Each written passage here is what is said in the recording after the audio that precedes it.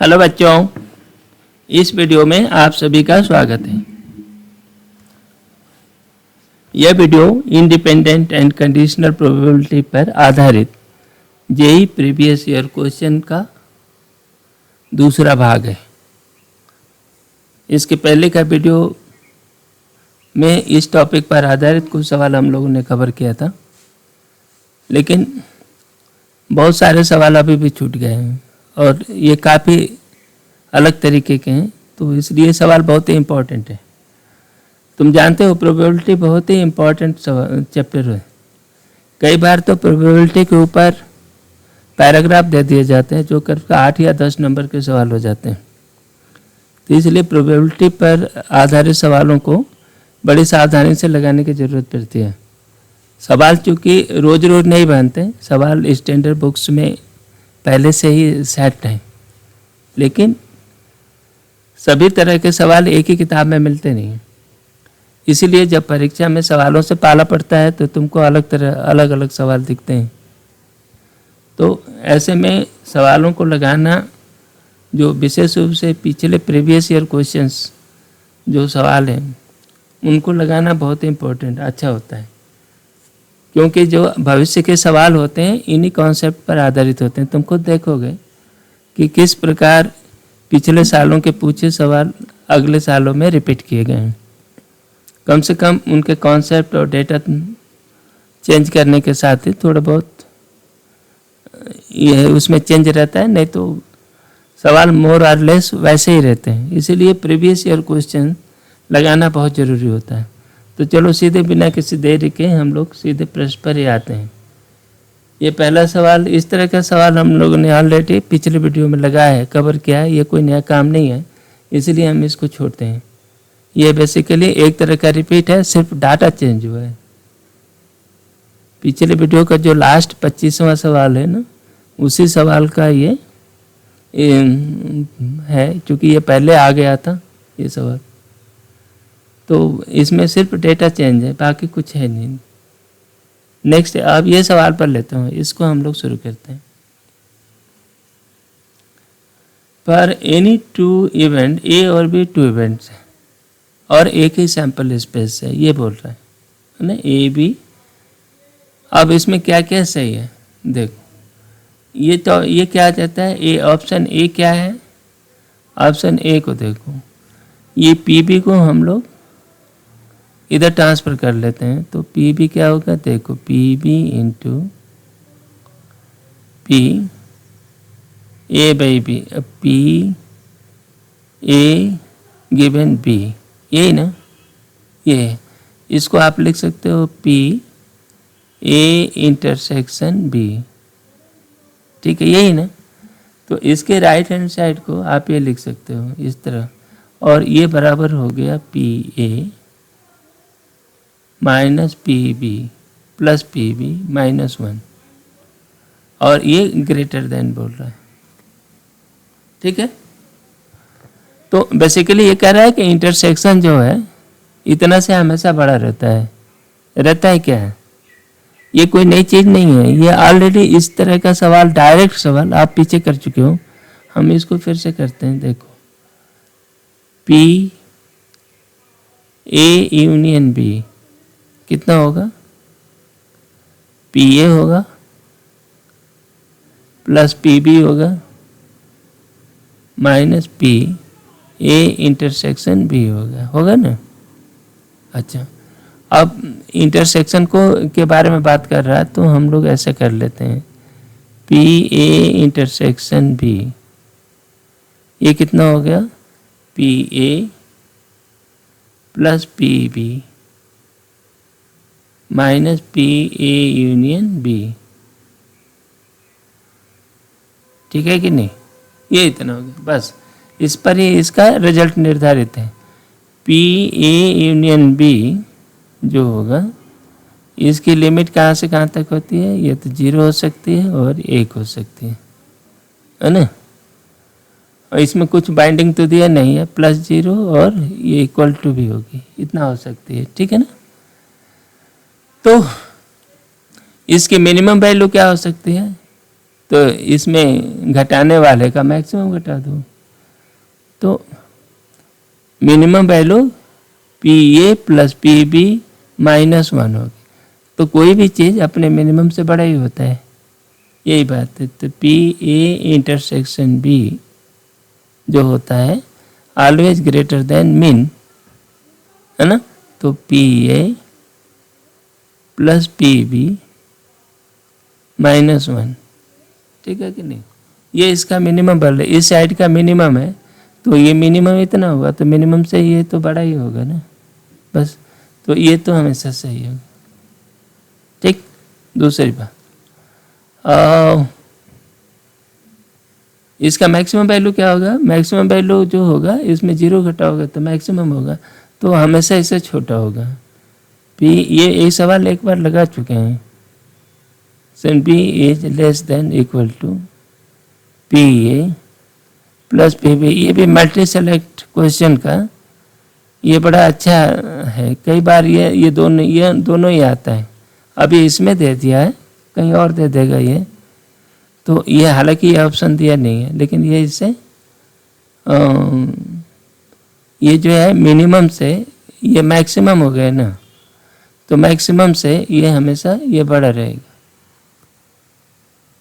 Maximum से हमेशा ही छोटा रहेगा ना। क्या है, कोई भी चीज़ अपने मैक्सिमम से छोटा हो गया और मिनिमम से बड़ा होती है, बस यही है। दूसरा ये देखो, ये एक आइडेंटिटी है, लेकिन ये कह रहा है कि उस साइड हमेशा ही सही होती है। ये बी को एड्रेस करो, बी में क्या है कि ए जो होता है पी ए होता है ना, P A intersection B plus P A intersection B complement, ये हमेशा ही सही होता है, ठीक है ना। वही चीज़ है, ये दिया हुआ है, ये बी वही दिया है, लेकिन ये कह रहा है कि डजंट होल्ड, तो इसलिए ये गलत है ना। ये हमेशा सही था, लेकिन ये सही को ये गलत बोल रहा है, तो इसलिए ये इनकी बात सही नहीं है, ठीक है ना। तो ये दूसरी, if A B are independent, अब सी को देखो, A B are independent, A union B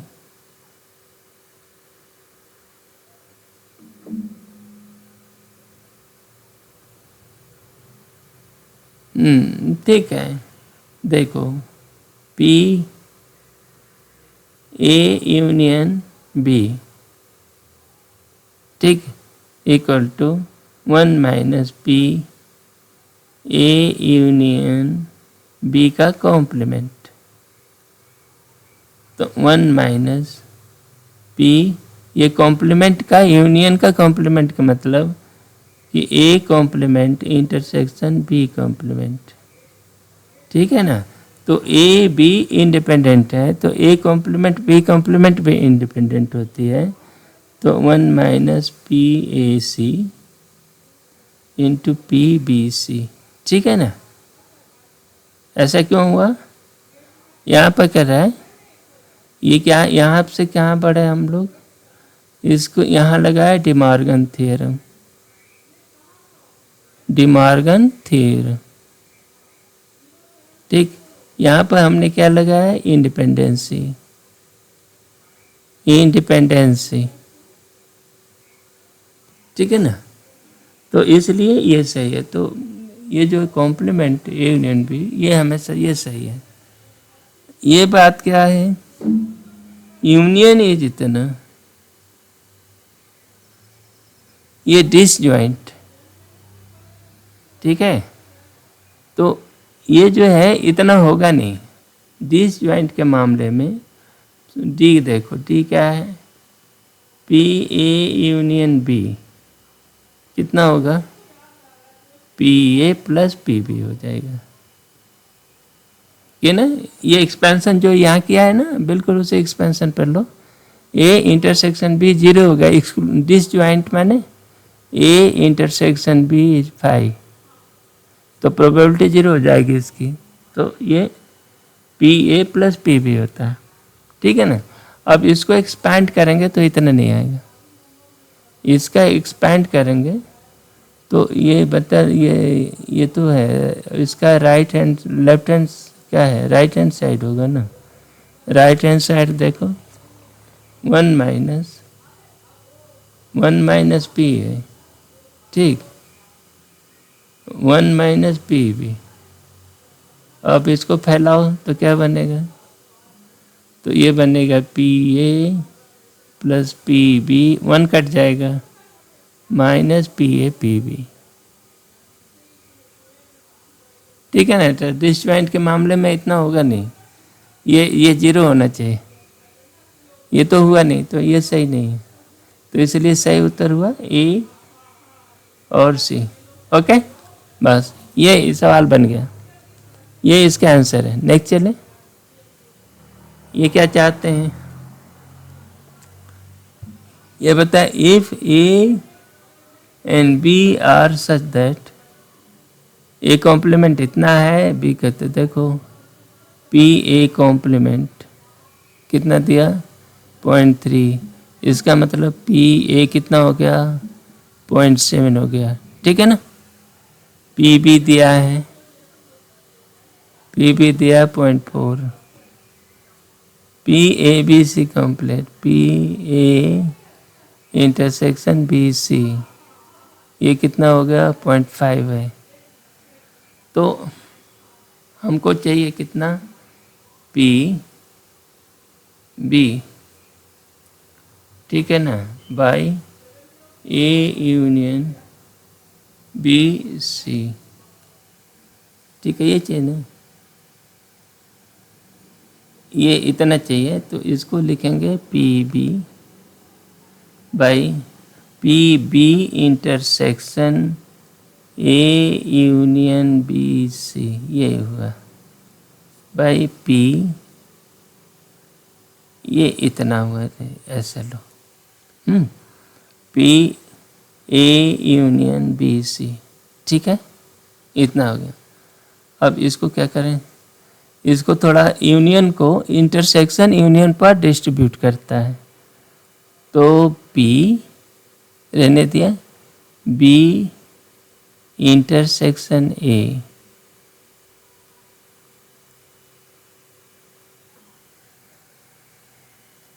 intersection A union B intersection B complement by P A union B C. बढ़िया, हमको ये एवेल्युएट करना है, लेकिन थोड़ा सा और इसको सरल कर लेते हैं। देखो बी इंटरसेक्शन बी कॉम्प्लीमेंट 5 होता है, बी इंटरसेक्शन बी कॉम्प्लीमेंट, ये दोनों कभी मिलते नहीं हैं, ये 5 होता है, तो ये 5 हो गया। 5 इसमें यूनियन जोड़ोगे तो 5 को किसी सेट में यूनियन करेंगे तो सेट में कोई अंतर नहीं पड़ता, तो ये हो गया पी ए इंटरसेक्शन बी, ठीक, P A union B complement, ठीक है ना, ये हमें निकालना है। अब ये हमारे पास है क्या, ए यूनियन बी कॉम्प्लीमेंट दिया है क्या, इंटरसेक्शन दिया हुआ, तो इसके लिए क्या लगेगा, ए इंटरसेक्शन बी, इसको निकालना। सबसे बड़ी बात यह है कि इसको निकालना और फिर इंटरसेक्शन निकालना, ठीक है ना। तो चलो इसको एक एक करके करते हैं, ठीक है। पहले इंटरसेक्शन निकालते हैं,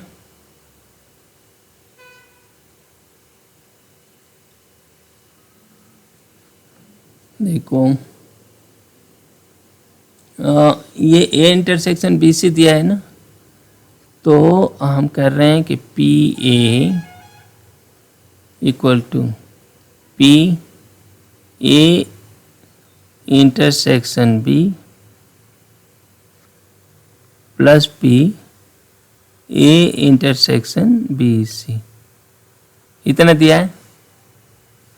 बस पी ए दिया हुआ है, पी ए हमने निकाल लिया है 0.7, ये हो गया 0.7, पी ए इंटरसेक्शन बी निकालना है, ठीक, और ये दिया हुआ है 0.5, तो फिर आपका निकल गया ना पी ए इंटरसेक्शन बी कितना हो गया 0.2। चलो भाई ये आपका ये इक्वेशन बना, बढ़िया, 0.2 मिल गया। अब हमें क्या चाहिए, ये दिया हुआ नहीं, अब ये यूनियन चाहिए, हो गया। देखो दूसरा P A union B complement चाहिए, ये चाहिए ना आपको, तो ये हो गया, देखो P A plus P B complement, ठीक, minus P A intersection B complement, बड़े हो गया। तो ये पी ए कितना दिया है, पी ए 0.4, पी बी दिया हुआ है, पी बी 0.4 दिया है ना, नहीं पी ए 0.7 दिया हुआ है और पी बी दिया है 0.4, तो ये हो गया 0.6 माइनस ये दिया हुआ है 0.5, तो इसकी वैल्यू क्या होगी 0.8, बढ़िया है ना। अब आप इसमें वैल्यू रख दो, इसकी वैल्यू 0.2 है, इसकी वैल्यू 0.8 है, तो ये 1/4 हो गया, तो ये हो गया 0.25, ये आंसर हुआ, ठीक है। हाँ ये जब प्रैक्टिस करने लगोगे ना तो तुमसे सवाल ये बनने लगेगा, ये बहुत मुश्किल सवाल नहीं है, ये एक सिंपल आइडेंटिटी पे है, लेकिन उनका किस तरह से उपयोग करेंगे, किस क्रम में करेंगे, ये इम्पोर्टेंट है। नेक्स्ट, ये क्या पूछ रहे हैं भाई, A B are two event, सत्य पी ए जितना, यूनियन इज जितना, A and B are independent, then P B बताओ क्या होगा।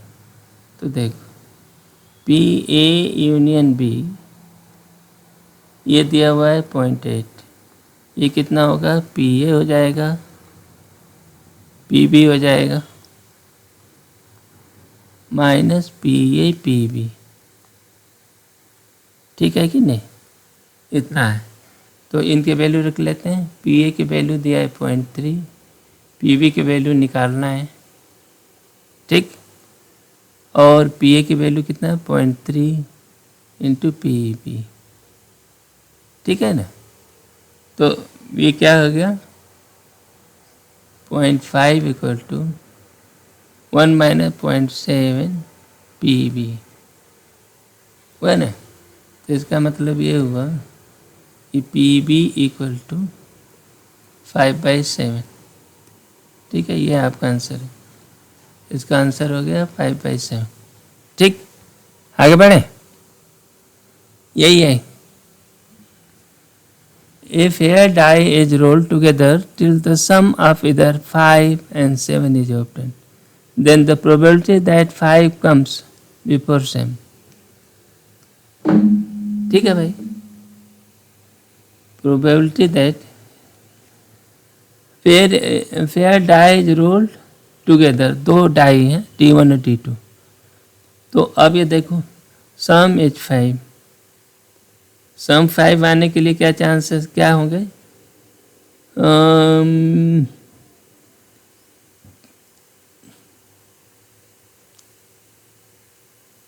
1 के साथ क्या जोड़ें, 1 4, ठीक, 1, तो अब 2 3 3 2, ठीक है, 1 2 3, ये 4 1, ये हो गया। तो ये कितने हो गए, इससे 5 आइटम पॉइंट हो गए, 5 सैंपल पॉइंट हो गए, ठीक। और सम 7, सम इज 7, ये कितना होगा 16 15 25 3 4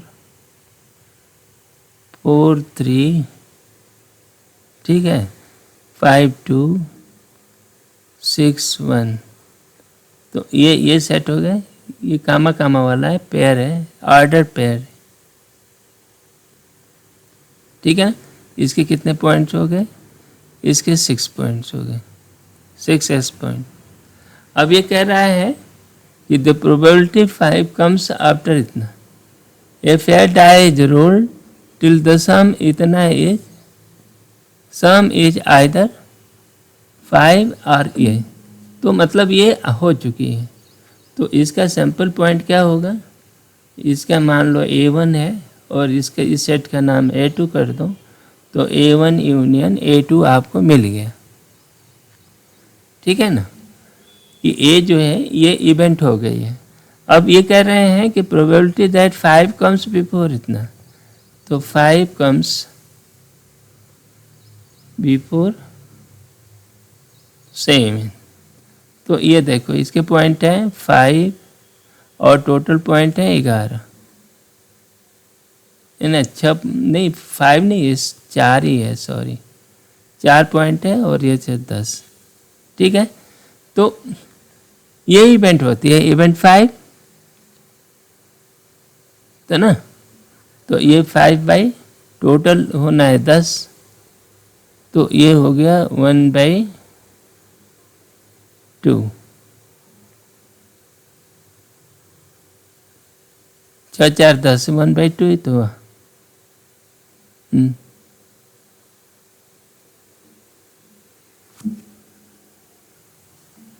सारे हमने 4 की जगह 5 रख दिया। ये 4/10 है ना। तो ये कितना हो गया 4/10, 4 इसके था, तो इसका हो गया 2/5। हाँ, ये हमने गलत लिख दिया। ठीक है, ये आंसर हुआ। नेक्स्ट चलो, अब क्या है इसको पढ़ो। इस सवाल को लगाते हैं। देखो आपके पास 1 से लेकर 2 3 और ये 100 तक के नंबर हैं। ये आपका ओरिजिनल सेट था। ठीक है। इसमें से कह रहा है कि एक इवेंट घटित हो गई जिसमें maximum number is less than 10, है ना। ए क्या है? Max is less than 10, less than or equal to, less than or equal to 10 ये बोल रहा है। It is given that choose a number, the to chosen ticket is not more than maximum, not than more than 10, मतलब less than और equal to 10।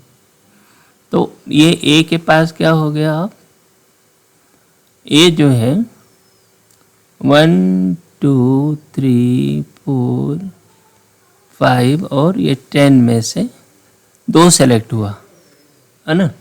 तो x के N A जो हो गई, मैंने ए एग्जैक्टली नहीं है, ऑर्डर पेयर होंगे इसमें। तो एन ए हो जाएगा 10C2। तो ये कितना हो गया 10 9/2, तो ये 45 हो गया। ठीक है ना।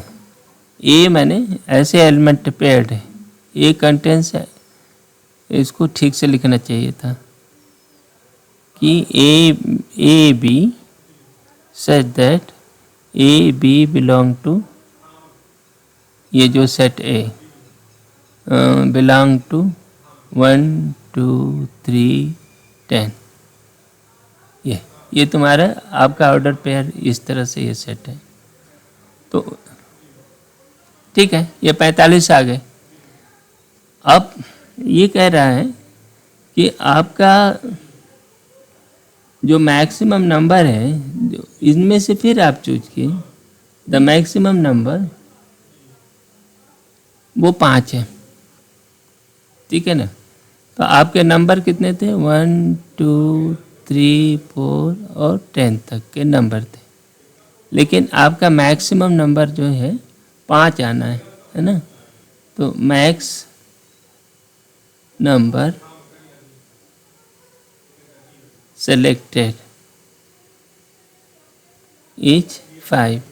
तो इसका मतलब क्या हुआ कि आपको 1 2 3 4 5 में से सिलेक्शन करना है, और इस तरह कि सेलेक्ट 1 सेलेक्ट 5 एक पहले नंबर के लिए आपने 5 सेलेक्ट कर लो, और दूसरे नंबर के लिए अब जो बच गए नंबर इसमें से सेलेक्ट 1,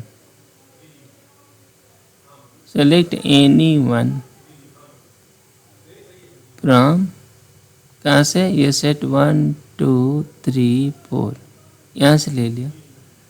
तो एग्जैक्टली एक जो मैक्सिमम नंबर जो होगा वो 5 रहेगा। 5 तो होने ही होने, बाकी दूसरा नंबर कोई भी होगा इनमें से। तो ये 4 तरह से सेलेक्ट कर सकते हो। तो the number of order pair है ना, हैविंग मैक्स 5 इज 4। क्यों? एक ये और एक 5, तो ये एक 4 तरह से होगा, 4 C1। ठीक है ना। अब आउट ऑफ, इसमें बोल रहा है कि ये घटना घटित हो गई है। It is given that the maximum number है, ठीक है ना। ये तुम्हारा ई है। तो अब आपको चाहिए पी गिवन ए चाहिए, बेसिकली ये निकालना। तो पी ई 4 हो गया और ये 45 हो गया, तो 4/45 ये आपका आंसर हुआ। ठीक है, ये समझ गए। ये ऐसे पहले ए निकाला कि वो ऑर्डर पेयर पूरा लिस्ट करना ठीक नहीं है, वो संभव नहीं है इतना लंबा चौड़ा। बस ये कि इस सेट में से 10 नंबरों में से ही आपको सेलेक्ट करना पड़ेगा, तभी मैक्सिमम, उनमें से मैक्सिमम 10 रहेगा। ठीक है, नॉट ग्रेटर देन। तो ये इनकी भाषा कुछ वो है कि 10 से छोटा रहना चाहिए, तो 10 या 10 से छोटा, तो उसके लिए इन्हीं सेट में से सिलेक्शन होना चाहिए। तो 45 आइटम हुआ, तो ए में कुल ये 45 आइटम हुए। और ई में जिसमें कि 5 आपका मैक्सिमम 5 होना है, ठीक है ना। तो मैक्सिमम 5 होने के लिए आपके पास 4 हुआ, जो कि ये हो चुकी है ना। तो एक ही सैंपल स्पेस में से ही आपको सेलेक्ट करना है। तो बस ये उतना हो गया। नेक्स्ट क्या बोलने पड़े जरा। ये जो सवाल है ना थोड़ा सा ट्रिकी है, लेकिन यह है easy.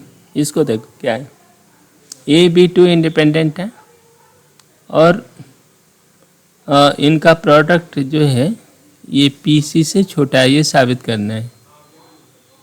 Where C is an event exactly A and B occurs. ठीक है, तो ये देखो, ये आपके पास ए है, ये हो गई बी,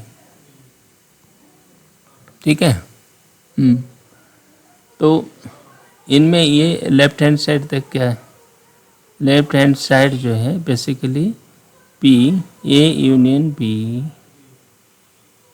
है ना, into P A complement intersection B complement है, ये है ना। अब यहाँ डिमार्गन थ्योरम लगाओ, पी ए यूनियन बी, ये हो गया पी ए यूनियन बी का कॉम्प्लीमेंट,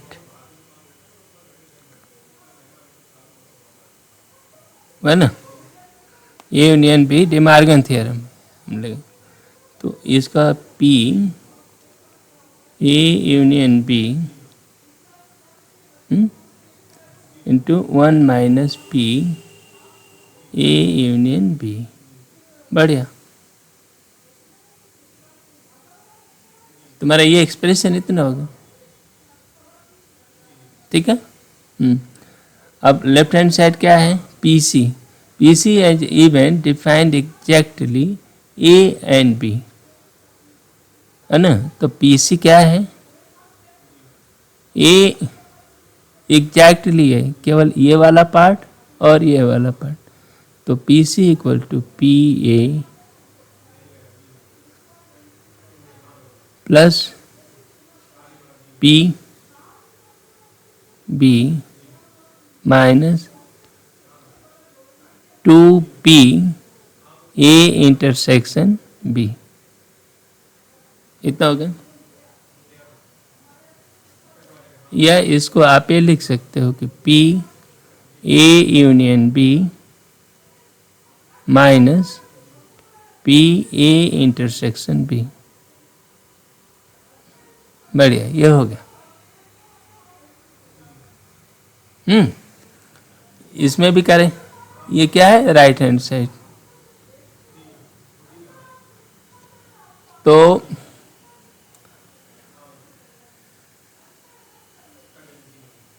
बस इनको मिलाना है।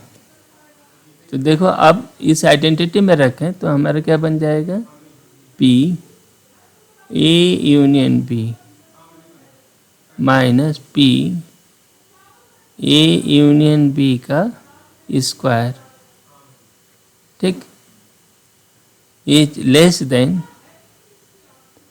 Then or equal to P A union B minus P A intersection B. ठीक है ना, पी ए यूनियन बी से ये निकल गया। ठीक है, ये आइडेंटिटी ट्रू रहेगी।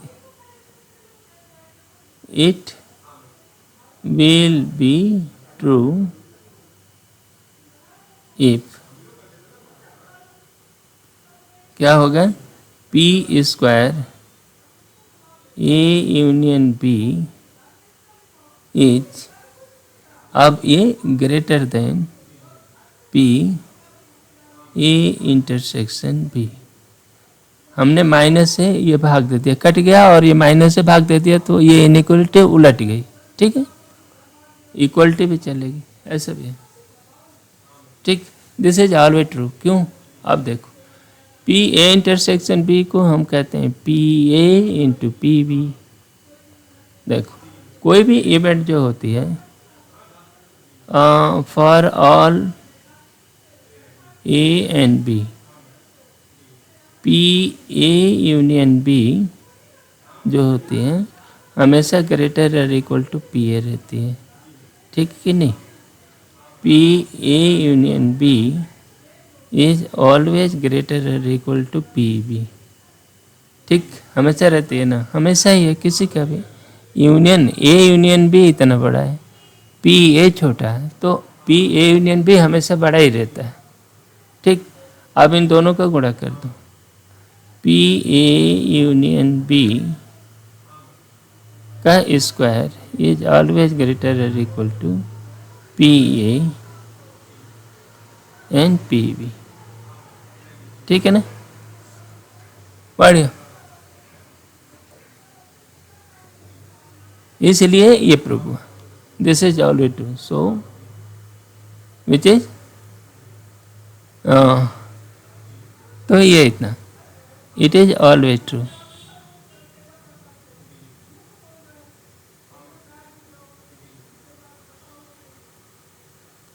ठीक है ना, hence this inequality is true, तो ना ये प्रूव्ड हो गया।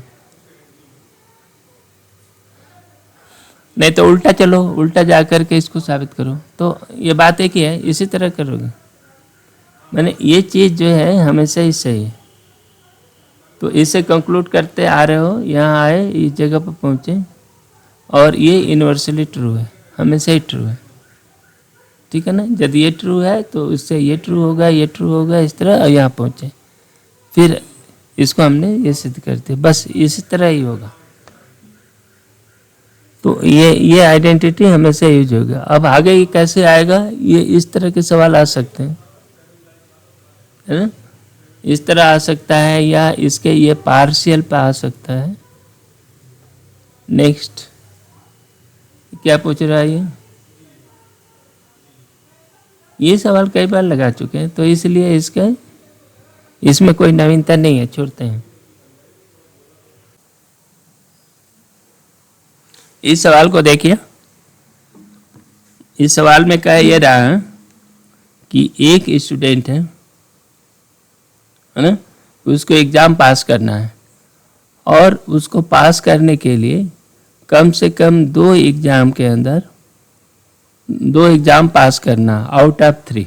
3 टेस्ट होंगे, 3 टेस्ट में 2 टेस्ट पास होना है, ये हो रहा। ठीक, probability that he will pass the first exam is P. पहला टेस्ट जब देगा तो उसको पास करने की प्रोबेबिलिटी पी है। यदि वो किसी एग्जाम में फेल हो जाता है तो उसका कॉन्फिडेंस डाउन हो जाएगा और उसके पास होने की प्रोबेबिलिटी घट जाती है। कब? नेक्स्ट एग्जाम में, अगले एग्जाम में। जिस एग्जाम में फेल होगा उसके बाद वाले एग्जाम में उसका प्रोबेबिलिटी आधी हो जाएगी पास होने की। तो अब बताओ वो कितनी तरह से qualify, find the probability that he will qualify. ठीक है, तो वो कितने तरह से पास हो सकता है? He will qualify.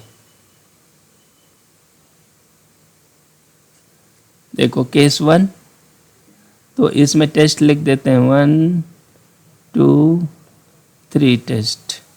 ठीक है, तो ये हो जाए कि तीनों ही टेस्ट पास कर जाए, पास पास। दूसरा केस होता है कि पहला 2 पास कर जाए और तीसरा फेल हो जाए। चौथा केस क्या बनेगा? ये पास हो जाए, बीच वाला फेल हो जाए, ये पास हो जाए। तीसरा केस क्या होगा? चौथा हो गया, ये 3 है। तो ये पहला फेल हो गया, ये पास, ये पास, ये 4 पॉसिबिलिटी है। तो अब चेक करते हैं। देखो पहला पास हो गया, पहला तो हमेशा पहले की प्रोबेबिलिटी पी है पास होने की। ये पास हो गया इंटू पी, ये भी पास हो गया, ये पी। तो अब ये हो गया पी क्यूब। ठीक, दूसरे वाले का देखो, ये पास हो गया, पास हो गया, ये पास हो गया, तो यहाँ पी बने रहे। तो ये पास हो गया, ठीक है। दूसरे में पास हुआ, दूसरे में फेल हुआ, तो ये 1 माइनस पी, फेल होने की प्रोबेबिलिटी हो गई। तो ये बात क्या हो गई? P square 1 minus P. चलो कोई बात नहीं, ये हो गई। नेक्स्ट ये देखते हैं, इसमें पास हो गया, ये तो पी है, ये फेल है, तो 1 माइनस पी। वजह? क्योंकि देखो पहला तो पास कर गया था तो उसका कॉन्फिडेंस डाउन हुआ नहीं, तो प्रोबेबिलिटी पास होने की पी बनी रही, तो फेल होने की प्रोबेबिलिटी 1 माइनस पी हुई। और चूंकि ये फेल हो गया तो इसकी प्रोबेबिलिटी घट गई, तो इसलिए p/2 हो गया। तो ये कितना हो गया? p/2 square 1 minus P. Good. तीसरे में देखो, ये पहला फेल हो गया तो 1 माइनस पी, फेल होने की प्रोबेबिलिटी। ये पास हो गया, लेकिन पास होने के कारण चूंकि वो फेल हो चुका है तो इसका कॉन्फिडेंस डाउन हो गया, तो ये p/2 हो गया। लेकिन ये अब चूंकि यहाँ पास हो गया है तो यहाँ पर प्रोबेबिलिटी फिर बढ़ गई, तो ये p हो गई। तो ये हो गया इसका p²/2 1 माइनस पी। गुड। अब देखो, अब जोड़ देते हैं, ये प्रोबेबिलिटी कितने हो गए? देखो p/2 p² एक ही बराबर है, तो ये टोटल देखो क्या हो गई? टोटल बन गई क्या? p³ plus 2p² 1 minus P, ये बना। तो ये क्या हो गया? 2p² minus p³। ये आपका आंसर हुआ। ठीक है ना?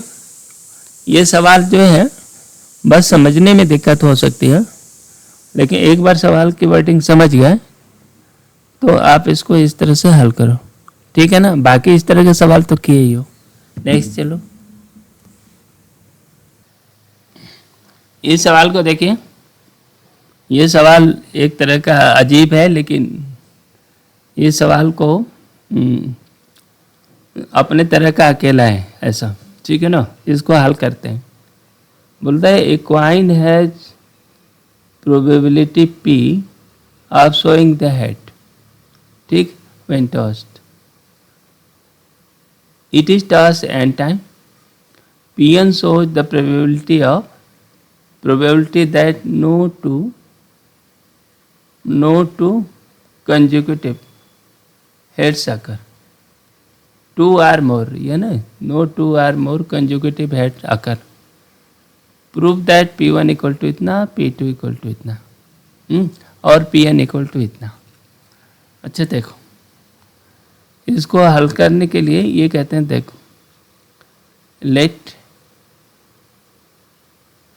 Pn क्या है? Pn is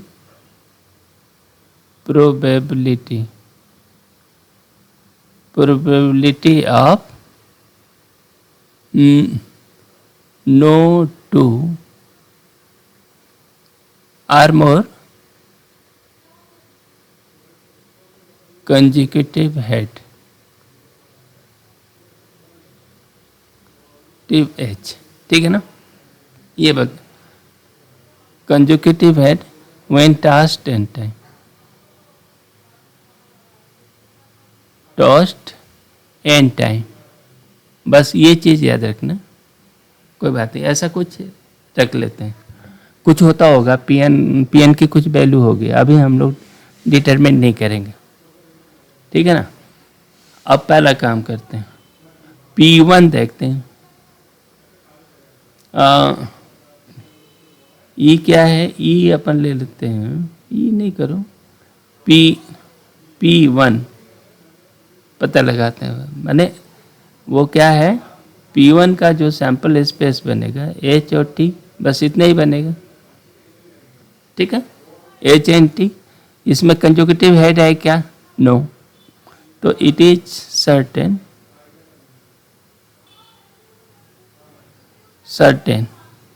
that no conjugative head.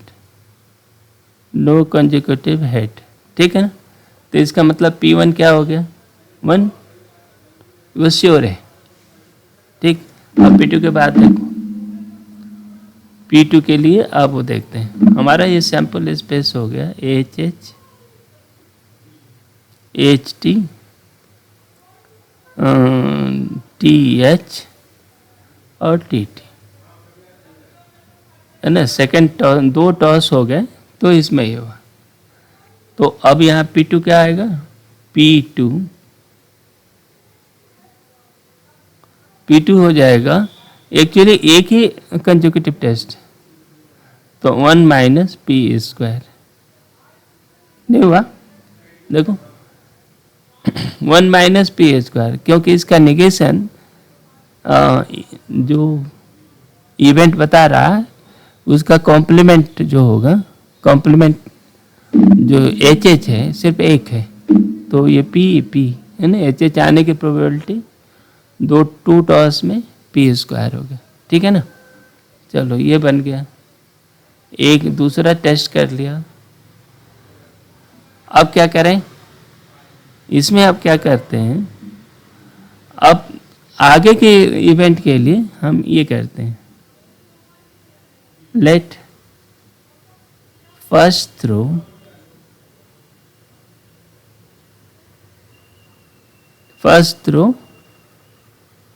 है, फर्स्ट थ्रो सोच. पहले तो टेल ले लो और दूसरा हेड ले लो. ठीक ना? दो केसेस बनेंगे. मान लो पहला टेस्ट और दूसरा थ्रो, तो केस 2.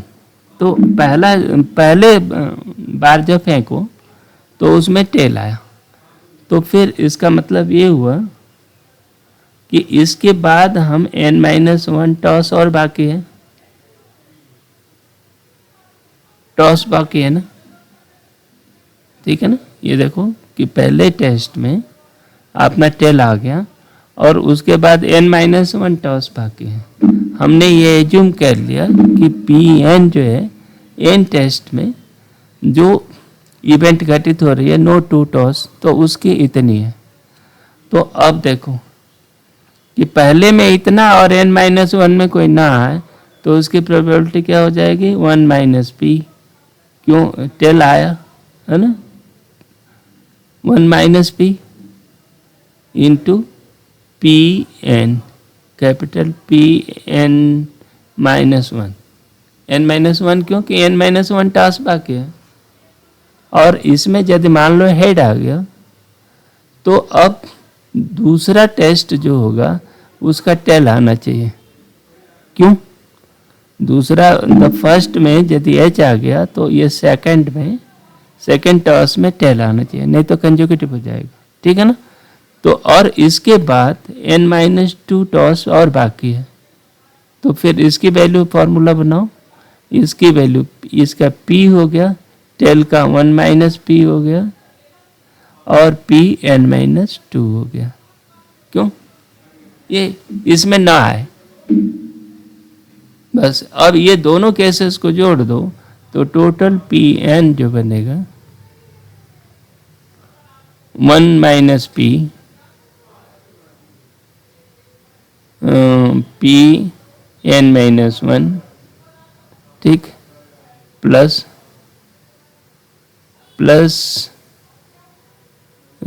p 1 - p n-2। ठीक है, ये आपका ये फाइनल रिजल्ट हुआ। ठीक है ना? आप इसको टेस्ट कर सकते हो। देखो आपका P1 कितना है? P1 कितना हुआ?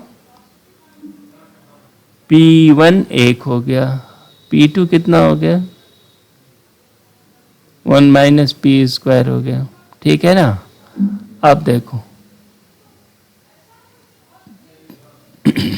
तो P3 कितना होगा? देखो P3 बोल रहा है 1 - P2 प्लस P 1 - P, और ये 3 है तो P1। ठीक है, आपको P1 पता है, P2 पता है, आप इनको जोड़ो। P2 कितना है? P2 1 - p², 1 - p into 1 - p² plus P 1 - p, और P1 कितना है? 1। बस अब इनको आप जोड़ोगे तो क्या बनेगा? 1 - p - p² plus p³ plus p - p²। ठीक है ना? तो ये हो गया 1 ये p से p कट गया, p से p तो कट गया, -2p² प्लस p³ इतना बना। ठीक है ना? अब इसको आगे बना करके P4 को ले सकते हैं, आप डायरेक्ट चेक कर सकते हैं, आप इतना आएगा। ठीक है ना? तो इस लॉजिक से इस तरह ही फार्मूला बनता है।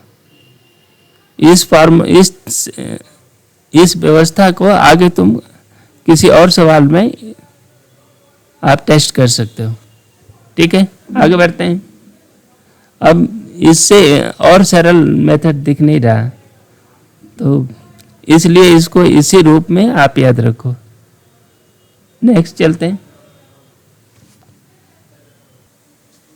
इस सवाल को देखो, इसमें ये क्या बोल रहे हैं कि एक कॉइन उछालते हैं, है ना, टॉस करते हैं।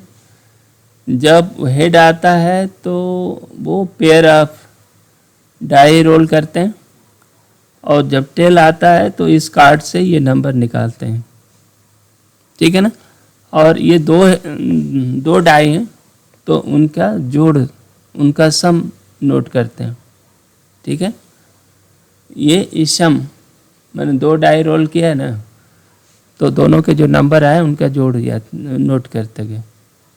अब ये कर रहा है कि प्रोबेबिलिटी दैट इधर 7 और 8 कम्स। ठीक है, देखो हेड है तो हेड आया, है ना, हेड आया तो इसकी प्रोबेबिलिटी हाफ है। अब ये डाई निकालेंगे, है ना, तो अब हमें चाहिए सम 6 नहीं है ना, 7 है, 7 है। तो 7 के लिए हमारे पास क्या है? 1 6 2 5 3 4 435261, ठीक है ना। ये कितने हो गए 6, और 8 के लिए सम 8 के लिए 2 6 3 5 4 4 5 3, और ये कितना हो गया 6 2। तो ये आइटम कितने हो गए, ये 5 हो गए, तो टोटल हो गए 11, है ना। ये सारे इनकी प्रोबेबिलिटी, ये टोटल इनके मिलकर हो गए 11/36 हो गया, क्योंकि एक आउटकम की प्रोबेबिलिटी कितनी है 1/36 है ना, तो वही कर लिया। और ये नहीं, तो ये टोटल हेड इतना आए और साथ साथ ये आए, तो ये हो गया ln/72। इस केस में टोटल प्रोबेबिलिटी, इसमें आपके ये अकरेंस ये जो इवेंट दिया है ना, इसको बोल दो, तो PE हो गई इस मामले में इतना, ठीक। दूसरा टेल रूट का देखो, टेल में भी आधा आने की प्रोबेबिलिटी है, और यहाँ पर क्या है, आपके जो नंबर हैं 11 हैं, 11 नंबर में एक 7 है, एक 8 है ना, तो इनकी प्रोबेबिलिटी कितनी हो गई 2/11 है, ठीक। अब इससे गुणा करो, तो इनकी प्रोबेबिलिटी हो गई 1/11। अब इन दोनों को जोड़ना है, ठीक है ना। तो ये सम क्या है, टोटल 11/72 प्लस 1/11, इनको जोड़ेंगे तो ये आ रहा है 121 प्लस 72/792, ये हो गया 193/792, ये प्रोबेबिलिटी, ये आंसर, ठीक है। इस तरह का एक सवाल पीछे भी लगाया था, तो ऐसे सवाल रिपीट होते रहते हैं। देख रहे हो 94 में आया, फिर किसी और एग्जाम में आ गया, ऐसे आते ही रहेंगे। नेक्स्ट आगे देखो, इस सवाल को देखिए। इस सवाल में कह रहे हैं कि हमारे पास ये सैंपल स्पेस है, 50 डिफेक्टिव बल्ब है प्लस 50 नॉन डिफेक्टिव है, नॉन डिफेक्टिव बल्ब, ठीक है ना। इतने का ये सैंपल स्पेस है, ठीक है। 2 bulbs are drawn at random, one at a time with replacement, ये ध्यान रखो, रिप्लेस हो रहे हैं।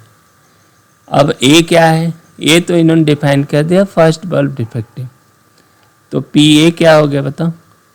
First bulb, 2 bulb, first is defective, first defective half, ठीक, और दूसरा बल्ब कुछ भी हो सकता है एक, तो ये हो गया प्रोबेबिलिटी हाफ, ठीक है ना। PB देखो,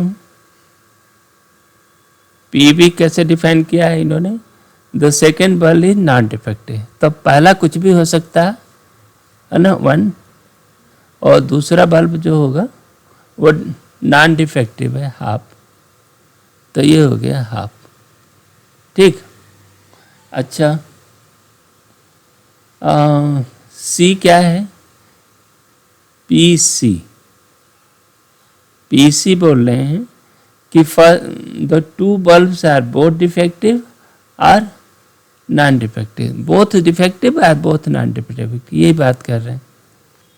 तो देखो बोथ डिफेक्टिव 1/2 R है तो प्लस हो जाएगा, 1/2 नॉन डिफेक्टिव, 1/2 दोनों बल्ब नॉन डिफेक्टिव, कुल मिलकर के ये भी 1/2 हो गया। एक इवेंट हम D डिफाइन कर रहे हैं, D is both defective, both defective, ठीक है ना। तो PD क्या हो जाएगा, PD इक्वल टू PD देखो, PD हो गया 1/2 पहले, 1/2, दूसरा भी डिफेक्टिव हो तो 1/4 हो गया। ठीक है, इस तरह से आप, ये हो गया। अब ये जरा ध्यान दो,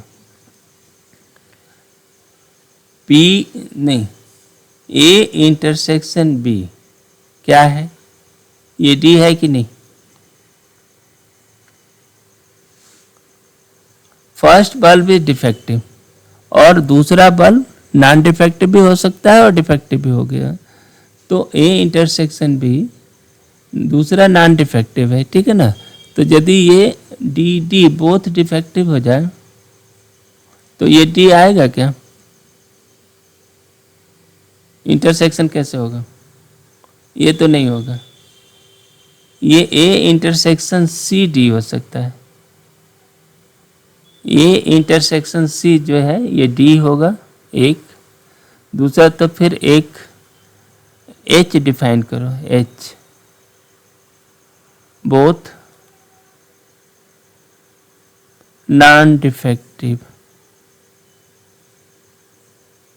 नॉन डिफेक्टिव है ना। अच्छा, तो PH क्या होगा? PH हो गया वो भी 1/4 हो गया, ठीक है ना। अच्छा, ए इंटरसेक्शन डी हो जाएगा, ए और सी का, है ना। और ए इंटरसेक्शन बी क्या होगा?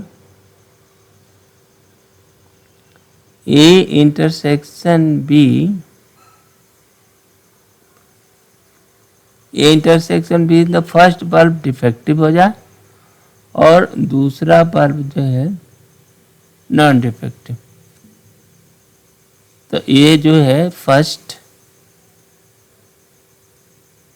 Defective and second non defective, ठीक है ना। तो अब इनकी प्रोबेबिलिटी क्या होगी? पी ए इंटरसेक्शन बी, इनकी प्रोबेबिलिटी क्या हो जाएगी? First defective half, non defective half, ये 1/4 है ना। तो ये क्या हो गया? ए बी क्या हो गया? ए बी इंडिपेंडेंट, इंडिपेंडेंट हो गए। उसी तरह ए बी हो गया। अब ए सी देखो, ए सी की क्या हालत है? ए इंटरसेक्शन सी डी बहुत डिफेक्टिव हो तो चलेगा, है ना। तो वह 1/4, तो ए C P A intersection C कितना हो गया? वो हमने कैलकुलेट किया है ना, A intersection D, P D को निकाला 1/4 हो गया। तो P A into P C 1/4 हो गया, है ना। ये सब बराबर हो गए। तो ए एंड सी आर क्या है? इंडिपेंडेंट, ठीक है। अब बी सी को देखो,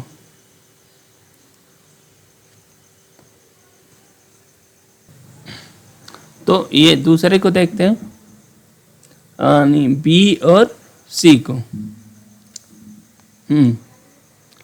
अब बी इंटरसेक्शन सी ये क्या है?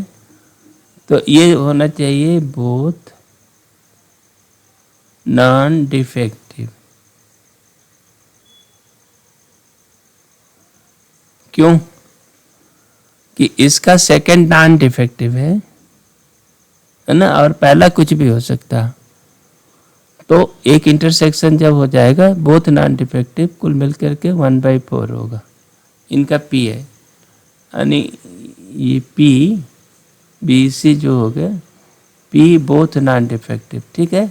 ये 1/4, तो ये भी हो गया 1/2 गुणित 1/2, तो ये भी इंडिपेंडेंट है, यानी तो बी सी क्या हो गई? B C are independent, dependent, ठीक है। अब देखो P A intersection B intersection C, ये क्या होगा? ए में क्या है? पहला डिफेक्टिव, फर्स्ट डिफेक्टिव, देखो इसमें होना चाहिए फर्स्ट डिफेक्टिव, ठीक। एक बी में क्या चाहिए, second non defective, second non defective, ठीक है। और सी के लिए क्या चाहिए, both defective and both non defective, और इनका बोथ या तो डी डिफेक्टिव हो और दोनों फॉल्टी हो ना, इनका इंटरसेक्शन होगा 0, यानी ए इंटर ये 5 हो जाएगा, क्योंकि कोई ऐसा नहीं मिलेगा, ठीक है। दोनों डिफेक्टिव हो तो दोनों डिफेक्टिव और ये इसका नॉन डिफेक्टिव का वो तो चलेगा नहीं ना। तो इसका इंटरसेक्शन निकालने के लिए ये क्या था, कैसे ऐसे भी निकाल सकते हैं कि ए और सी, ए इंटरसेक्शन सी है ना, जो होगा डिफेक्टिव, बोथ डिफेक्टिव, यही है ना, डी मैंने बोथ डिफेक्टिव, बोथ डिफेक्टिव, ठीक है ना। ए और सी का तो यही बना था डिफेक्टिव, और इसका अब बी के साथ लें, बी इंटरसेक्शन डी लो, तो ये कितना बना 5। बी का जो सेकंड वाला है ना नॉन डिफेक्टिव है, इसका तो दोनों ही डिफेक्टिव है, तो 5 हो गया। तो इसलिए क्या बना कि A B, B C, A C are independent, pairwise, pairwise दो दो का जोड़ा लोगे तो पेयर वाइज इंडिपेंडेंट, इंडिपेंडेंट, ठीक है। और A B C are not independent, not mutually independent, independent है ना। ये पूरी कहानी जो है इंडिपेंडेंट, बस ये इसका ये सलूशन हुआ। ये अच्छा सवाल है, इस तरह के सवाल फिर कहीं आ सकता है, ठीक है। इसका पार्ट पूछ सकता है, लेकिन ये सवाल जो है कभी आया था, इसीलिए थियोरेटिकल सवाल जो है जिसका सब्जेक्टिव सवाल लगाते हैं, कभी कभी लगाना चाहिए। नेक्स्ट,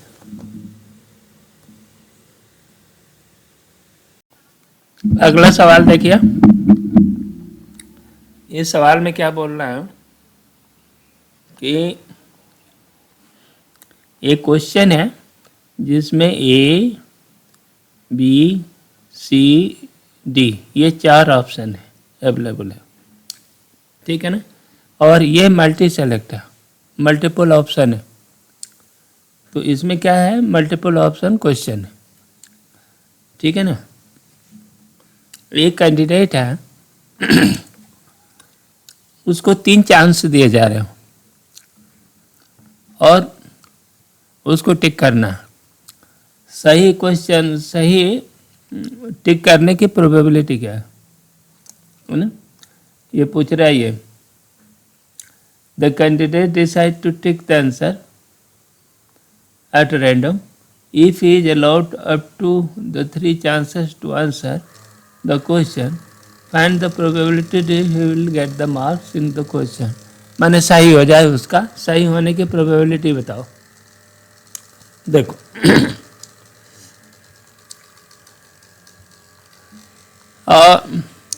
इसमें मल्टी चॉइस कैंडिडेट को तो पता ही नहीं है कौन सा सही है, गेस कर रहा, ठीक है ना। तो हर ऑप्शन को देखो कितने तरीके हो सकते हैं इसको टिक करने के, number of which to tick, 4 option कितने हो सकते हैं। देखो या तो किसी ऑप्शन को टिक कर सकता है या छोड़ दे, हर के साथ वही बात है। ए को चुन ले, बी को चुन ले या बी को छोड़ दे, सी को चुन ले या छोड़ दे, डी को चुन ले छोड़ दे, दो दो तरीके हैं। The number of way the tick is the 2 to the power 4, that is 16। ठीक है ना। This includes the option when all of A, B, C, D are not selected। ये भी इसमें जुड़ा है ना, लेकिन ये कैंडिडेट तो टिक कर रहा है ना, but the candidate will tick, किसी को छोड़ेगा नहीं है ना, कोई ना कोई टिक करेगा, हर चांस में टिक करेगा। तो सो द ऑप्शन इज, तो टोटल वेज क्या है, टोटल वेज टू टिक एक 16 - 1, एक नहीं होगा, एक में किसी को टिक न करे, लेकिन जब टिक करेगा तो उसके 15 ऑप्शन है। ठीक है भाई। अब केस 1 देखो, 3 चांस उसके मिल रहा, केस 1 है ना। First chance he ticks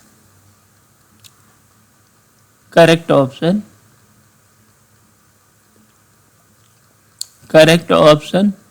in first chance है ना, फर्स्ट चांस में ही कर ले। तो क्या है देखो, इसमें कोई एक ऑप्शन, ये 16 तरीके होंगे इनको सही होने, मतलब 16 ऑप्शन है, उसमें से कोई एक ही सही होगा, तो 1/15। इसमें कोई दिक्कत, कोई एक ऑप्शन कुछ तो सही तो होगा ना। मल्टीपल सेलेक्ट आप लोग सेलेक्ट करते हो तो उसमें सही तो कोई एक ही होगा ना। इसमें 16 तरह के जो परमुटेशन कॉम्बिनेशन बनेगा, 15 तरह के, तो उसमें से एक ही तो सही होगा, तो एक चुन लिया, चलो, तो उसकी प्रोबेबिलिटी हो गई। केस 2, पहले बार में वो नहीं चुना है ना, पहले बार में वो गलत ऑप्शन आया, ठीक है ना। तो गलत होने का मतलब फर्स्ट चांस फॉल्स, इनकरेक्ट, ठीक, and second is true, second correct है ना। तो उसमें क्या होगा देखो, पहला ऑप्शन उसने पहले बार में उसने गलत चुना, तो मतलब 14 गलत है, 14/15, ठीक। अब दूसरे में क्या है, अब 14 बच गया, तो जो ऑप्शन उसने चुन लिया था ना पहले बार, क्योंकि वो गलत हो गया तो उसको तो फिर चुनेगा नहीं, तो इसलिए अब उसके पास 14 ऑप्शन है, तो 14 में से एक सही है, 1/4। क्यों, वजह क्या है, क्योंकि एक तो चुना था वो गलत हो गया, ठीक है ना, तो अब उसको वो चुनेगा नहीं, ठीक है। तो अब ये क्या हो गया, एक सही है और 14 में से, तो ये हो गया, फिर इसका भी 1/15 हुआ। तीसरा केस 2 हो गया, हाँ। केस 3 में तीसरा चांस में वो सही ऑप्शन चुने, तो पहले में देखो 14/15 गलत चुना, दूसरे में 14 में से 13 गलत थे, तो 13/14। अब मैंने 2 ऑप्शन हो गया, अब 13 में से एक सही है, तो 1/13, तो इसका भी 1/15 हुआ, ठीक है ना। इस तरह से वो इतना हो गया, तीनों केसेस अलग अलग है ना, और एडिटिव है, एक दूसरे में जुड़ सकते हैं। तो गेटिंग करेक्ट आंसर,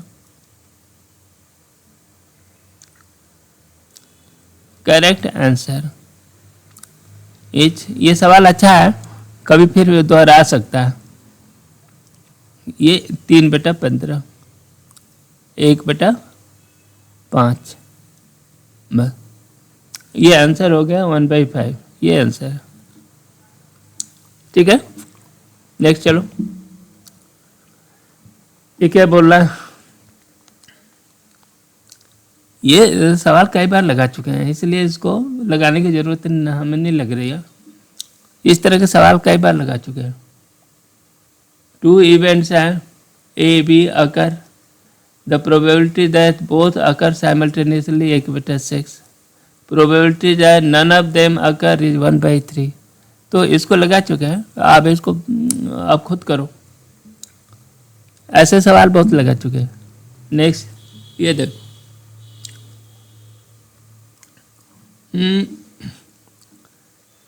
इसमें कह रहा है 52 कार्ड का एक पैक है ना, full pack of the card है। उसमें 52 कार्ड है। देखो ये 52 कार्ड है, इसमें 4 एस हैं। ठीक है ना। अब ये कह रहा है कि एनवे टाइम में, मतलब एन ड्रॉ में, एनथ ड्रॉ में, है ना, एनथ ड्रॉ में, in a draw getting 2s,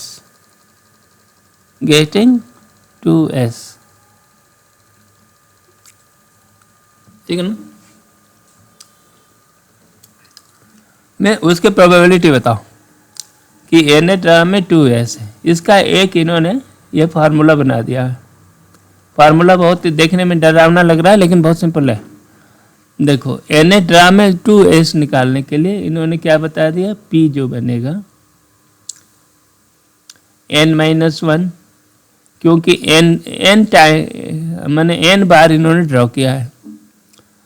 ये 52 माइनस n कर लिया और ये 51 माइनस n कर दिया, और ये क्या किया है 50 इंटू 49 इंटू 17 और इनके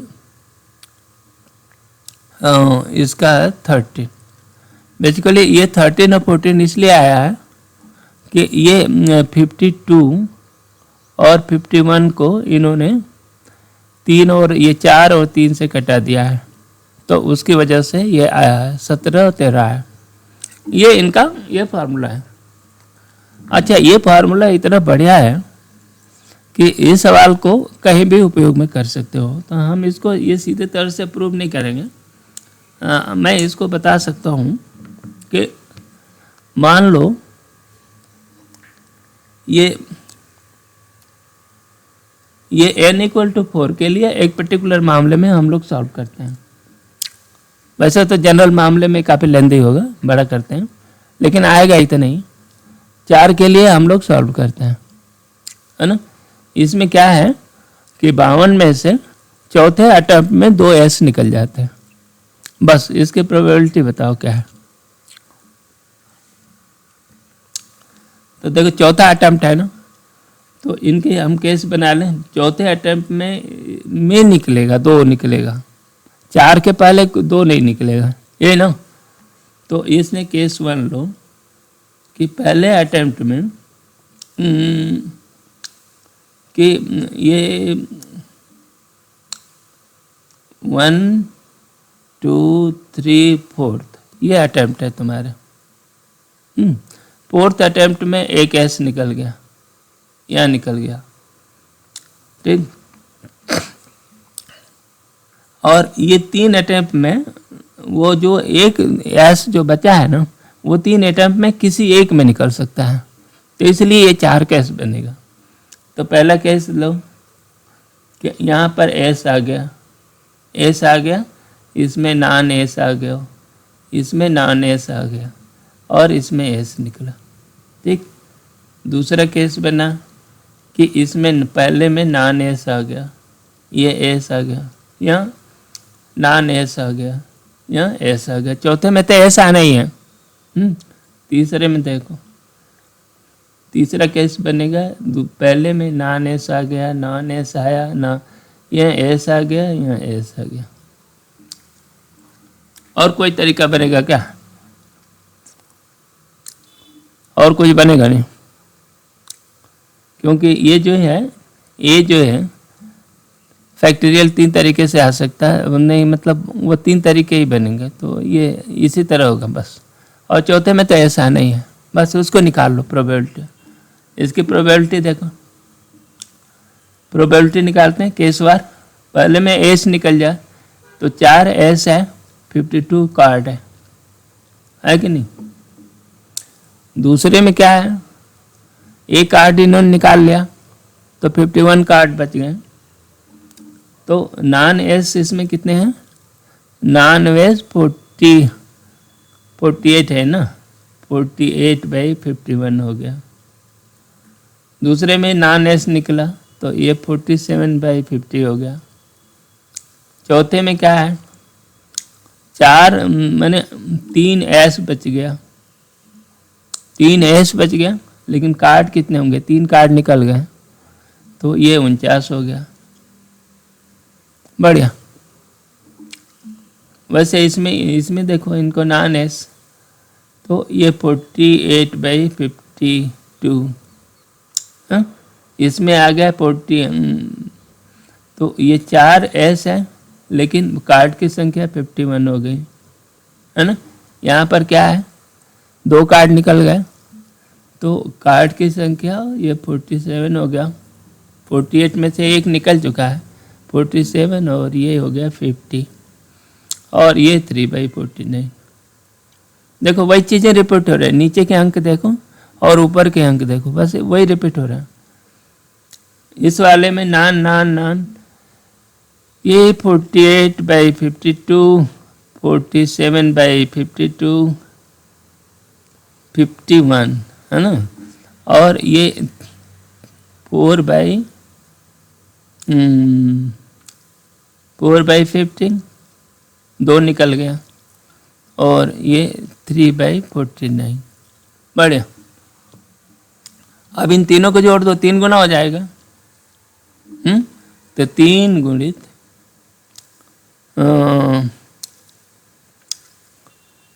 3 3 4 है ना, 47 48 यह है ना। नीचे क्या आ रहा है, 49 51 50 51 52। ठीक है, तो अब देखो इस 3 से 3 17 हो गया, 4 से इसको घटाओ तो ये हो गया 13। ठीक है, 2 कट गया, 47 48 ये बच गया, है ना। तो ये फाइनल आंसर हो गया 3 × 47 × 48 डिवाइडेड बाय 49 और 50, 13 और ये 17। अब इस फार्मूले में रख के देखो, बिल्कुल यही आएगा। ये आपका ये रिजल्ट है, ठीक है ना। तो यहाँ देखो n की वैल्यू हमने 4 रखा, तो n-1 3 हो गया, और 52 - 4 कितना होगा, 52 - 4 48 होगा, और 51 - 4 होगा 47 47 48 हो गया।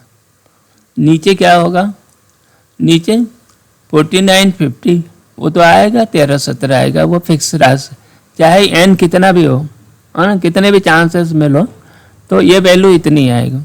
तो इसलिए इस फॉर्मूला को क्या करो, आप याद करके रखो। ये बहुत ही बढ़िया फार्मूला है, और बहुत भारी भरकम सवाल भी इसमें आसानी से फिट हो जाएगा। इस तरह के कार्ड के यदि सवाल आए, कार्ड के आए, या कुछ इस तरह की बात आए कि जैसे मान लो ये n मशीनें हैं, है ना, n मशीनें हैं, उसमें से 4 डिफेक्टिव है। n मशीनें हैं, उसमें से 4 मशीन डिफेक्टिव है, ठीक है ना।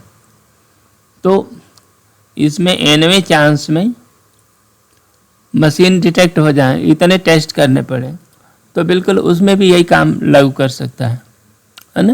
nवें चांस में तो ये 51 की जगह कैपिटल N हो जाएगा, है ना, n ही रह जाएगा। और ये जो है 4 मशीनें हैं तो 4 की जगह 3 आ जाएगा, n-1 आएगा। और बाकी ये 3-4 जो आ रहा है ना, इसमें कितनी डिफेक्टिव है, मैंने डिफेक्टिव जो होगी, डिफेक्टिव जैसे मान लो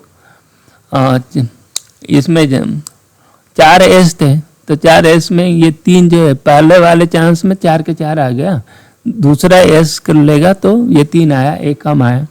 तो इसलिए जितने डिफेक्टिव होंगे ना तो ये 4 और 3 जो है उस हिसाब से रहेगा, नहीं तो बाकी तो यही रहेगा, इसी तरह बनेगा। लेकिन यही लॉजिक इस तरह के कामों में भी आएगा, ठीक है। तो हम इस पर ज़्यादा इसको बढ़ा नहीं रहे हैं। यदि ये फार्मूला ये समझ जाओ और इस फार्मूले पर सवाल हल कर सको तो बढ़िया है, ट्राई करना। नेक्स्ट करते हैं।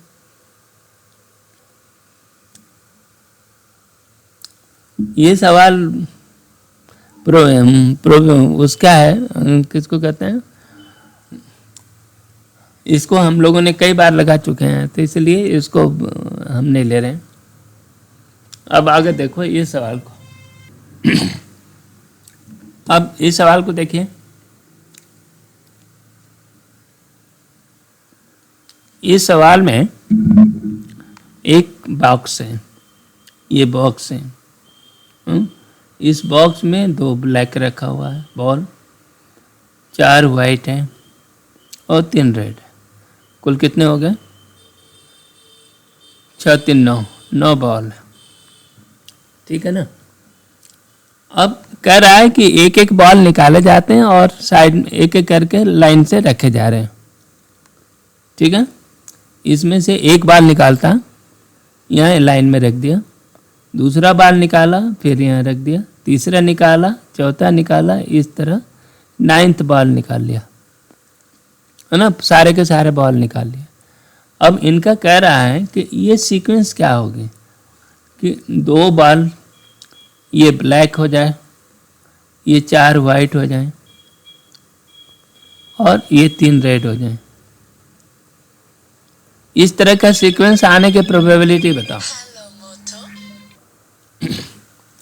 तो ठीक है, चलो एक एक करते हैं। पहला बॉल, इसका मतलब ये है कि पहला बॉल ब्लैक हो, है ना, पहला ब्लैक, दूसरा ब्लैक, तीसरा वाइट, ठीक है ना, चौथा वाइट, पांचवा वाइट, ये छठा वाइट, ठीक है। करते हैं। तो देखो पहला बॉल ब्लैक हो, ब्लैक का कितना होगा, 9 में से 2 है, तो ये उसकी प्रोबेबिलिटी 2/9 हो गई।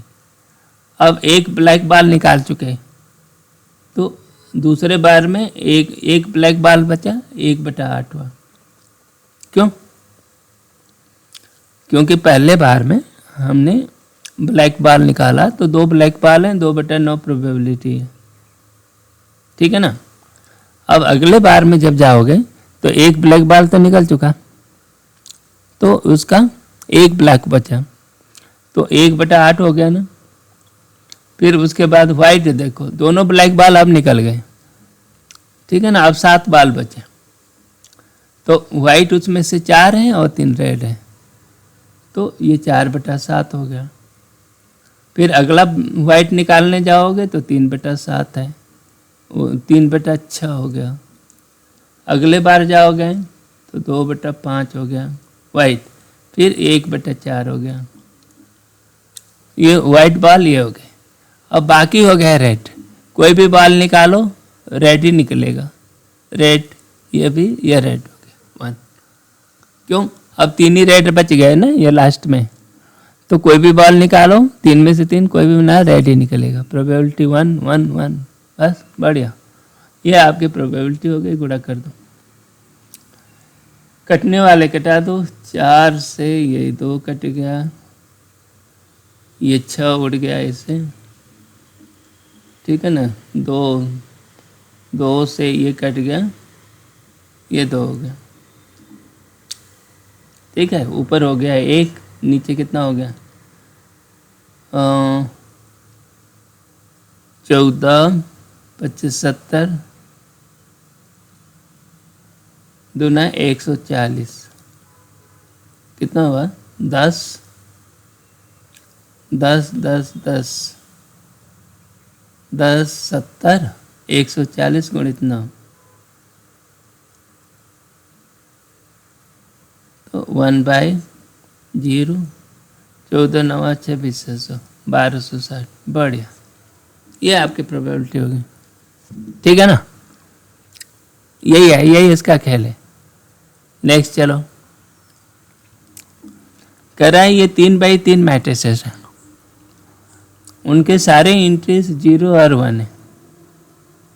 ठीक है, तो आपके ये मैट्रिक्स क्या है, ये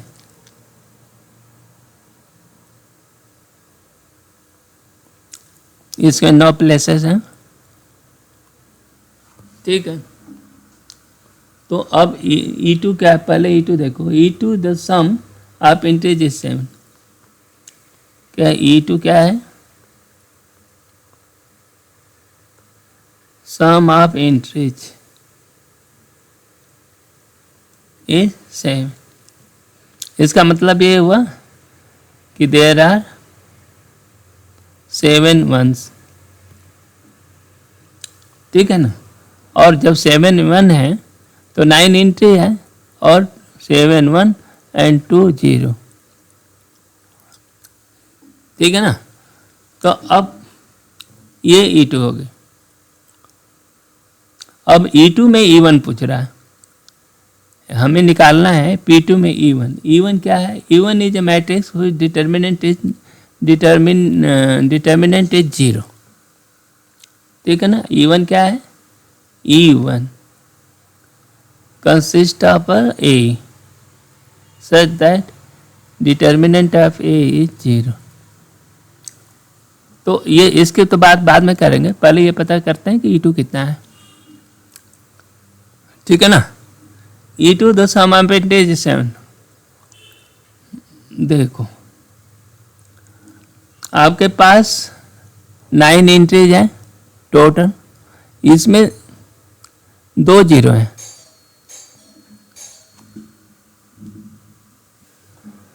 इसको हल करने का एक तरीका तो ये है कि 9 में से 0 के लिए 2 प्लेस चुन लो, जितने सिलेक्शन होंगे उतने मैट्रिक्स होंगे।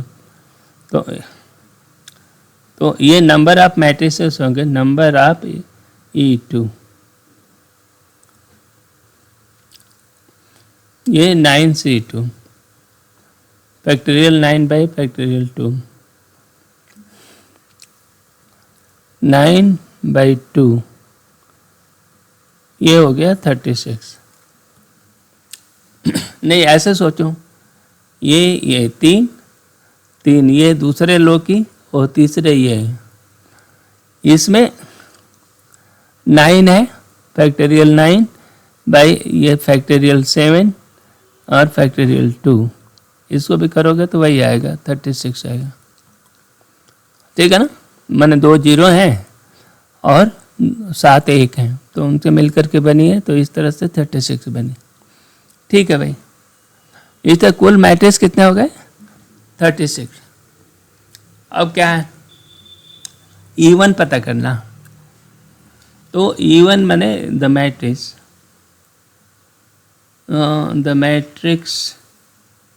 इज,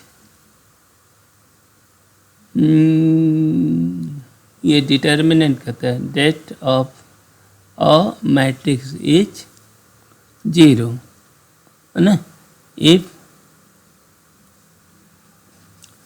इट्स 2 column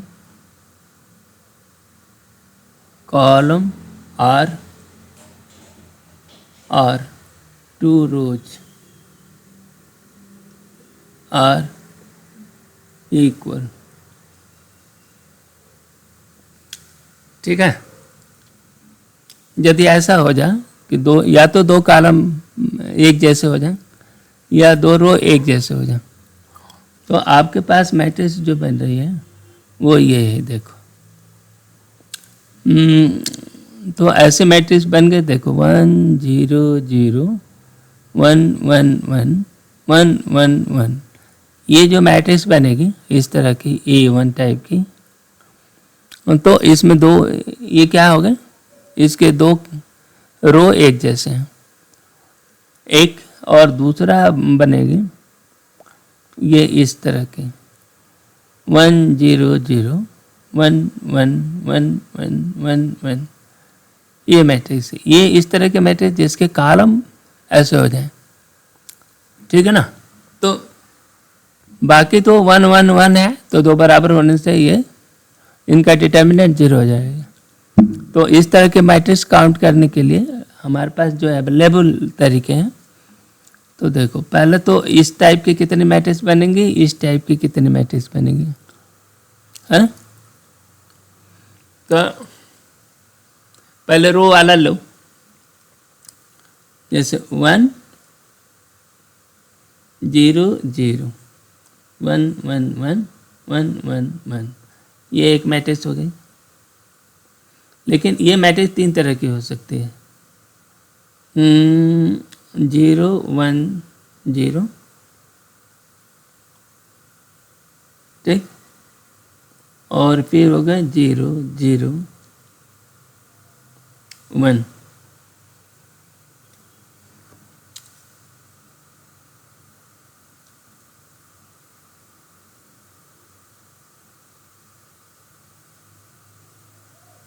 ये तीन तरह की हो गई ना। अब ये जो है ना, ये तीन हो गई, है ना। अब ऐसा ही इसको दूसरे रो में ला दूं, तो 1 1 1 1 0 0 1 1 1, ये बन गए। और इसको तीसरे में भी ला सकते हैं, 1 1 1 1 1 1 1 0 0, इस तरह से, ठीक है ना।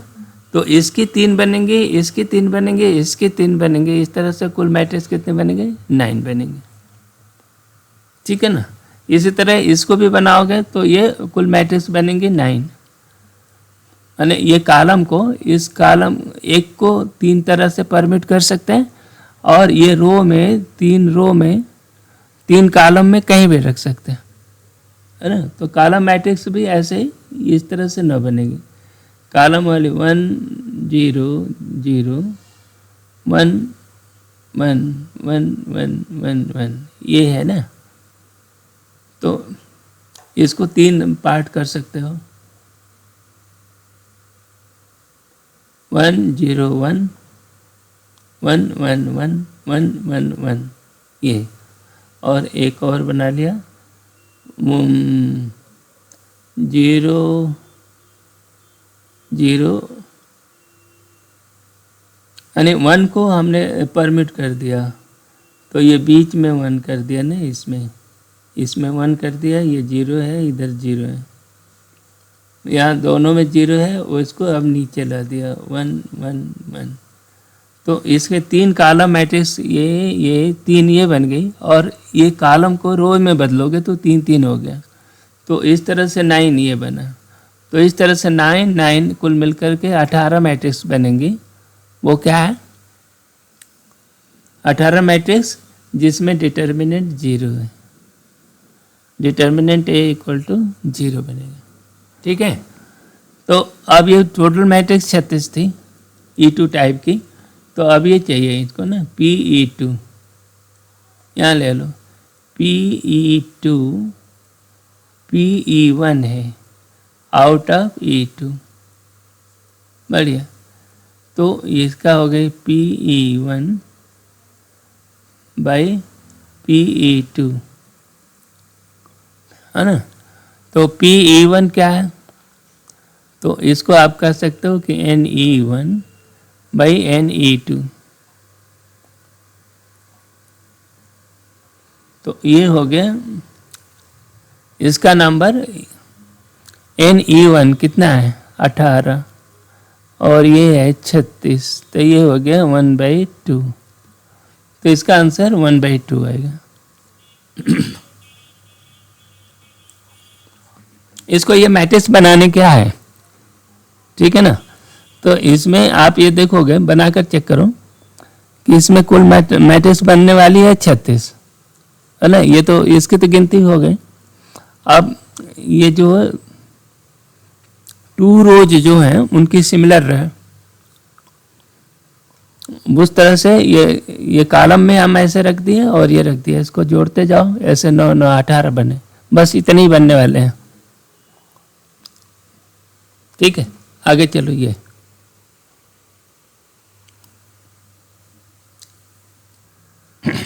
अगला सवाल देखिए, इसमें क्या बोल रहे हैं।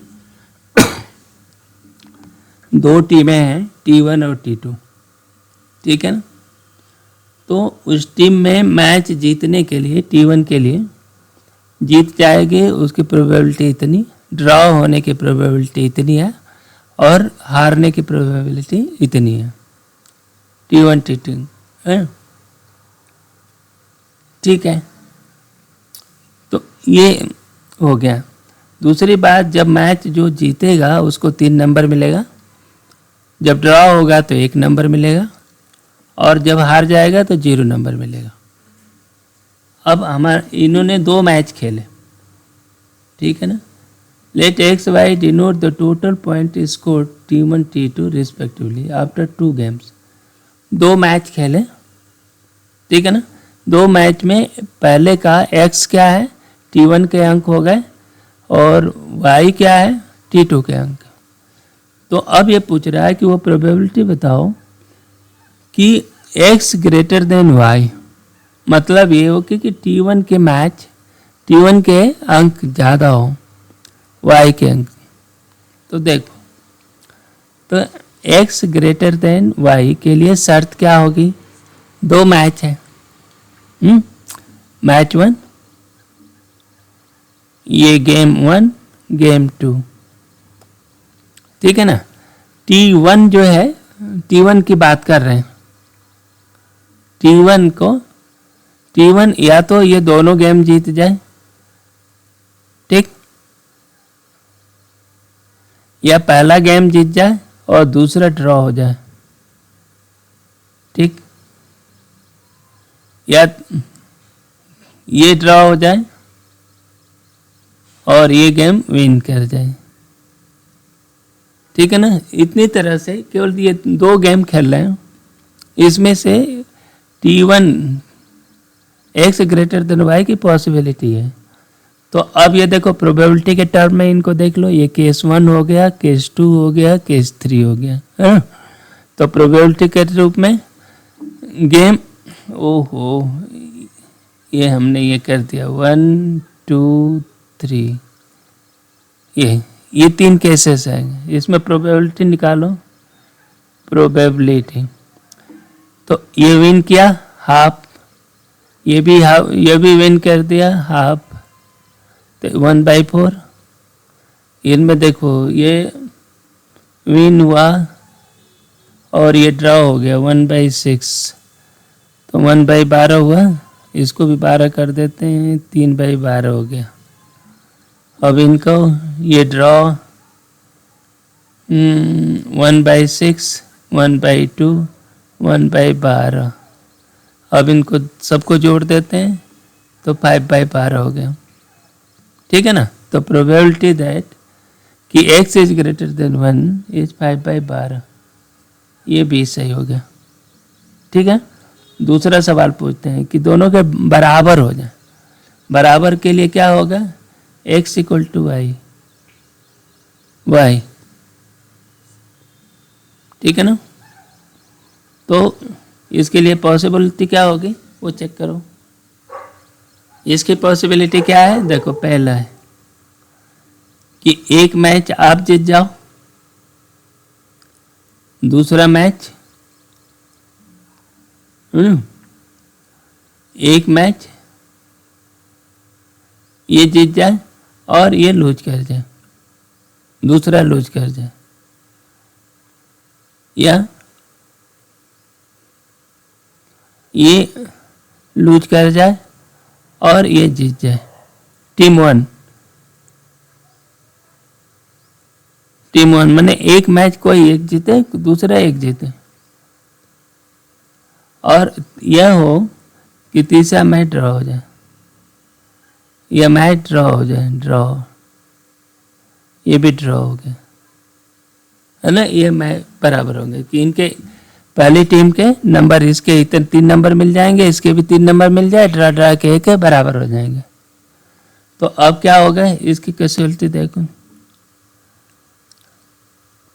यहाँ केवल टी का था, टीम 1 का है ना। टीम 1 क्या सेंस में है कि ये भी जीत गया, ये भी जीत गया और उस पर जीत गया। यहाँ पर हम जो बात कर रहे हैं कि ये टीम 1 है और टीम 2 है, तो ये पहले को ये कर लिया, ये और ये। अब इसकी प्रोबेबिलिटी देखो, टीम 1 के टर्म में बात करो इसमें, तो ये W एक तो जीत गई और दूसरी हार गई 1/3, तो 1/6 हो गया। ये क्या है, हार गई 1/3, 1/2, 1/6, ड्रा ड्रा होने का 1/6, 1/6, 1/6 गुणित 1/6, ये कितना हो गया, 1/36 हो गया। तो ये क्या हो गया, 6/36, 6/36, ठीक, ये हो गया 1/36, तीनों को जोड़ दो तो ये 13/36 हो गया, ठीक है ना, 13/36 सी आंसर हो गया, ठीक है। तो ये रहा ये इंडिपेंडेंट इवेंट्स और कंडीशनल प्रोबेबिलिटी का वीडियो, और इसका ये अंतिम सवाल है। इसके बाद हम इसी प्रोबेबिलिटी पर दूसरे टॉपिक को कवर करेंगे। तब तक के लिए ये वीडियो यहाँ समाप्त करते हैं, मिलते हैं अगले वीडियो में। Thank you very much.